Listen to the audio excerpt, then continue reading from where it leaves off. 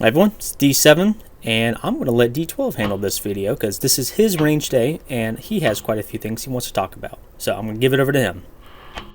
Hey guys, D12 from D13 Airsoft here with a ranged video from my point of view this time. Starting off with my current full-size carry pistol, the SIG P226 Mark 25 in a pistol booth. I am practicing reloading from the belt and also to get back and practicing the trigger pull of the double single action handgun and drawing from a belt with a different holster system than I'm used to. During the video you can see me adjusting the grip on my fingers because I've grown so used to the thinner profile and grip angle of the Glock 19, and when I'm holding the firearm incorrectly, that's when I start to miss the target. Here you can see me doing a little pistol flick that's an acquired bad habit from Hollywood and the infamous slingshot reload from the previous video. So my stance in the slingshot reload comes from the idea of reliability of function, where in theory grabbing the slide solves for every malfunction when rechambering around. A worn down slide release or just holding down the release doesn't matter if you just grab the slide and pull it back, as demonstrated when I fat thumbed the slide release by holding it down.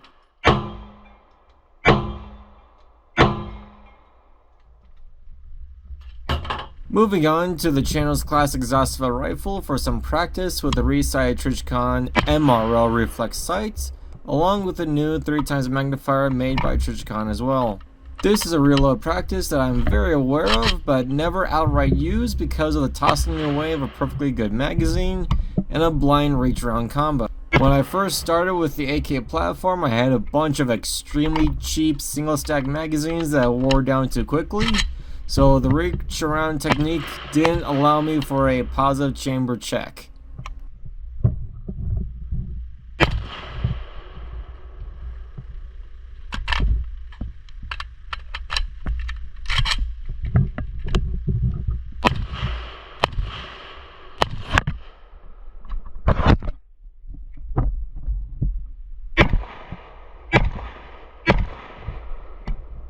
So what I like about the magnifier is how stiff but easy it is to move it from the deployed to not, as I'm able to just reach with the right hand and have enough leverage for swift movements. However, because of my astigmatism and even looking through a true reflex sight, the imagery changes of a red dot to 3 small dots in a conglomerate.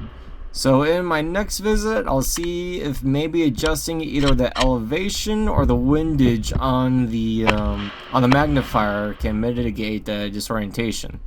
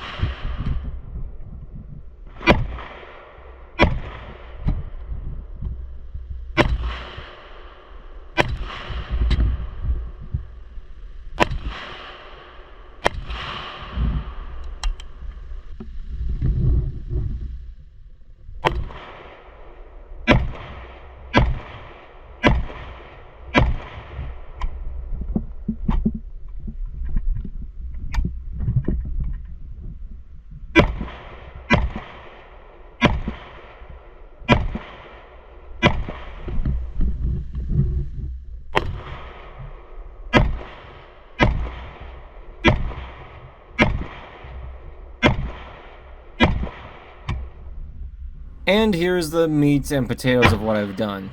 From a supported seated position, I've zeroed in the MRO at a human silhouette target that's roughly 100 yards and at an inclined angle. I'm aware that this is an unorthodox approach, but I go for broke. The ammunition used for the zeroing was the Wolf brand WPA Military Classic. The previous clips were a mixture of Wolf, Tula, and PPU Serbian brass ammunition. Thanks to the phone sighted in through a spotting scope, you can tell that there's a moderate or a modest grouping through the Wolf ammunition, which I can be, reasonably proud of, actually.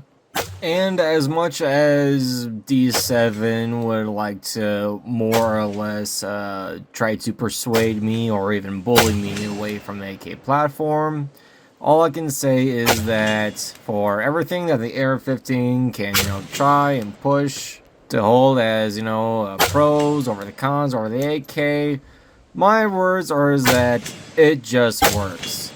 Bite me, it just works.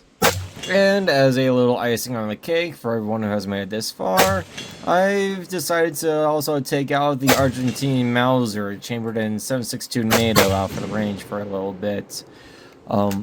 I have yet to actually sight in this rifle, so it doesn't look as great as with the AK, but I promise you it's just fine. What I strongly believe and would like to be a major proponent of is to get yourself training on as many classifications of long guns and handguns and even shotguns that you can. You don't have to be a marksman, you just have to be competent.